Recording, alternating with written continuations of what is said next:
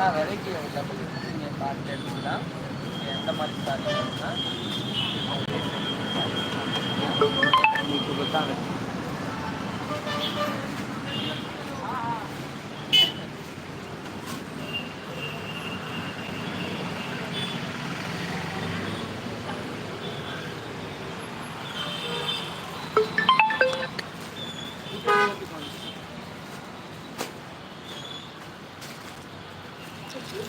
பார்த்தீங்கன்னா நம்ம இந்த மாதிரி சாரீ கூட பார்த்துக்கலாம். சாரீ சூப்பராக இருக்கும். நம்ம கடை அன்பூர் பாளையம் போட்டு திருப்பதாங்க நல்லா கேட்டிருக்கும்.